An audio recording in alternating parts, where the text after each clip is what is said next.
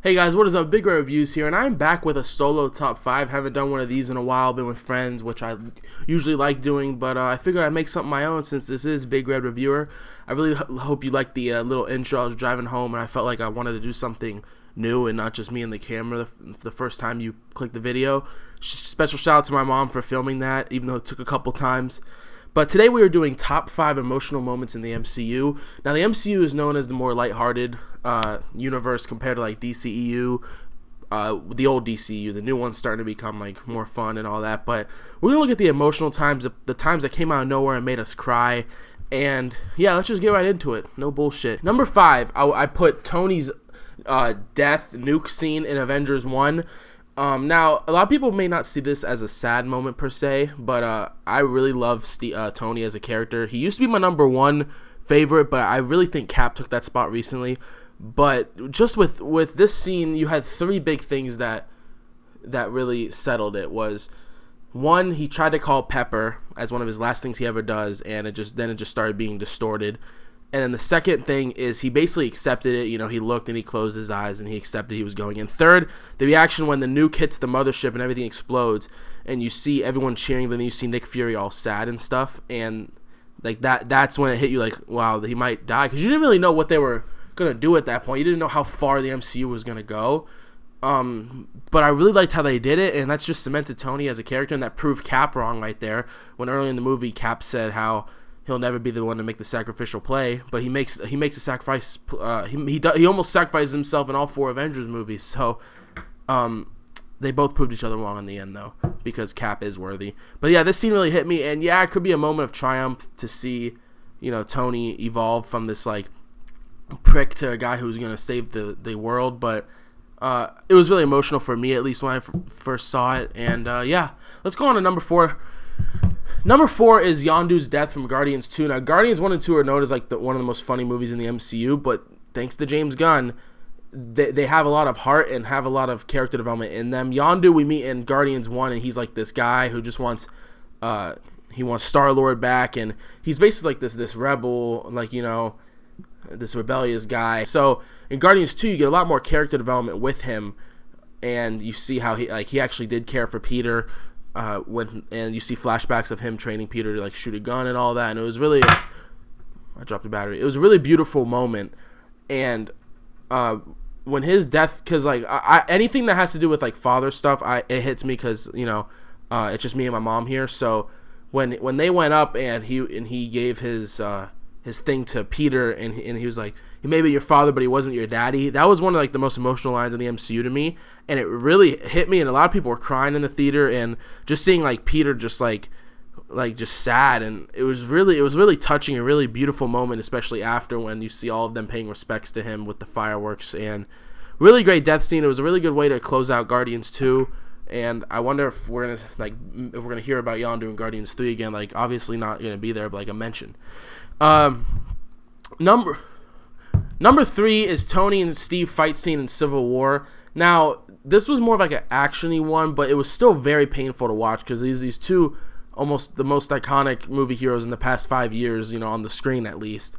I said 5 because I'm not touching into the Dark Knight trilogy, but you see these two fighting, like they fought at the airport, and it was everyone, and then they all went to like that secluded place where the Winter Soldiers were made, and you're like, damn, it's just gonna be them two. And then Tony's like face of just gut wrenching like emotion as he sees Bucky kill his parents, and then he just starts fighting Steve, and Steve doesn't want to hurt him. Steve's just trying to disable his suit the whole time. And I read about this one part. I don't know if it's confirmed, but apparently if Tony's suit shuts off, like breaks, but he's still inside, he could suffocate because there's no way to get air in there. And apparently the theory going around was that Cap, you know, took his helmet off right before he turned his suit off so he didn't suffocate. I don't know. And then seeing him drop the shield and saying, my father made that's not yours, that was very emotional. And then just seeing them like in Endgame was very emotional also.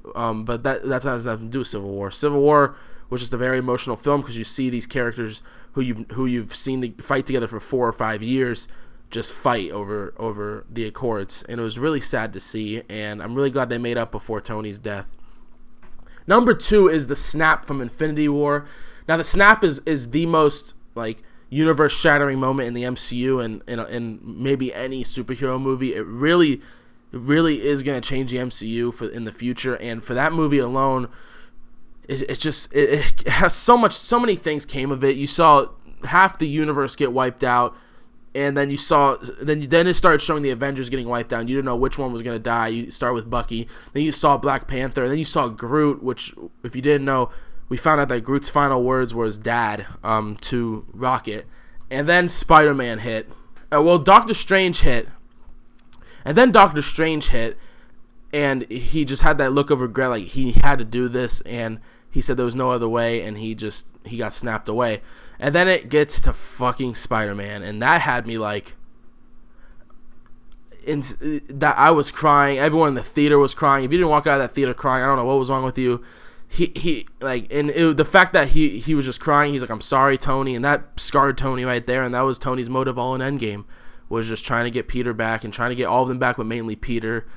And Peter was the only one that felt pain because he was regenning, because you know how he has like health regen and all that, and it was regenning all of like him trying to get snapped, but in the end there's nothing to it. And the number one most emotional scene, you can probably guess, comes from Endgame, and that is Tony's death. Now, we knew going into Endgame that at least one very major character was going to die, and I had it in the back of my head that Tony was probably going to be the one to go out, since this is like basically the Infinity Saga is like his saga basically.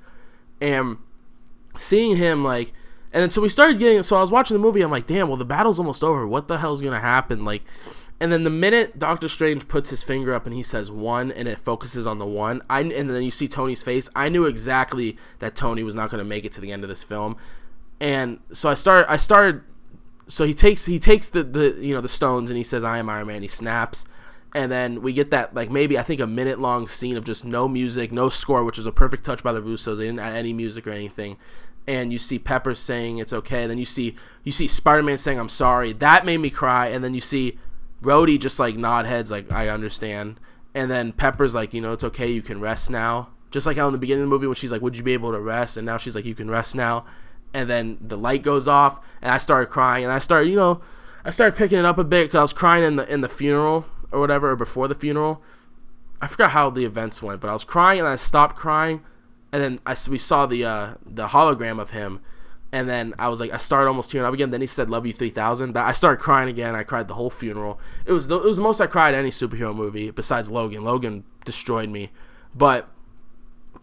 It was just very touching, very fitting way to send this character out who's been here since the start, and you see everyone in the MCU basically there to honor Tony, and it was just a really touching moment, and you could feel his legacy there. And Far From Home did it perfectly, showing